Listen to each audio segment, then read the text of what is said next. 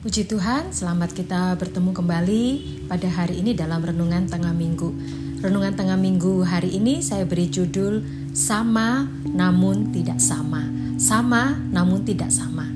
Sudah lebih dari 1,5 tahun ini, seluruh umat manusia di dunia ini tanpa terkecuali telah mengalami permasalahan yang sama, yaitu kita sama-sama menghadapi pandemi COVID-19. Ternyata Rasul Petrus di dalam 1 Petrus pasal yang ke-5 ayat yang ke-9 telah mengatakan hal ini, yaitu saat iblis melontarkan serangannya, maka semua orang di seluruh dunia tanpa terkecuali akan menanggung penderitaan yang sama.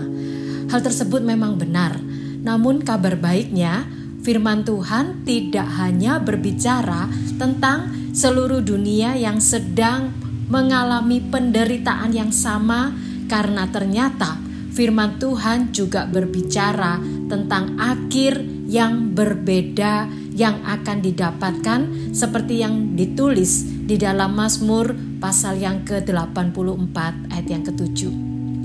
Saya akan bacakan ayat ini dari terjemahan bahasa Inggris. Mazmur 84 ayat yang ke-7.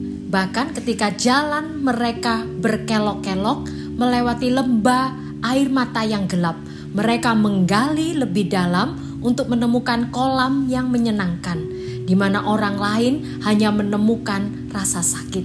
Dia memberi mereka aliran sungai berkat yang dipenuhi dengan curahan hujan.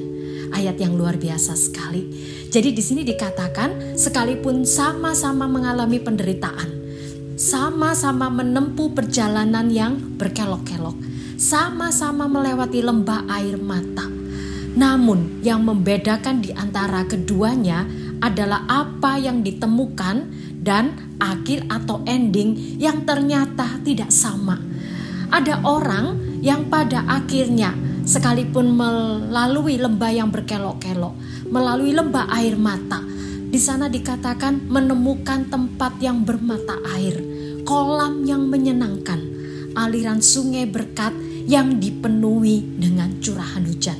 Sedangkan orang-orang yang lainnya di sana dikatakan sampai akhir mereka hanya menemukan rasa sakit, nyeri, dan kepedihan semata-mata.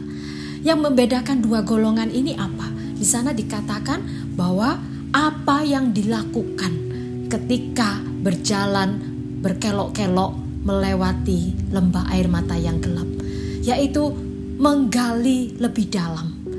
Jadi saat Tuhan mengizinkan kita melewati jalan yang berkelok-kelok atau lembah air mata, pakailah momen ini sebagai satu kesempatan untuk berakar lebih dalam lagi dengan menggali firman Tuhan, dengan belajar mengenal Tuhan lebih dalam lagi, mengasihi lebih dalam lagi, memberi lebih dalam lagi, melayani lebih dalam lagi, dan masih banyak hal-hal yang lainnya yang dapat kita lakukan sehingga kita bisa menggali dan menggali lebih dalam sampai akhirnya kita berhasil menemukan kolam yang menyenangkan dan kita bersama-sama dengan Tuhan mengubah lembah air mata menjadi tempat yang bermata air.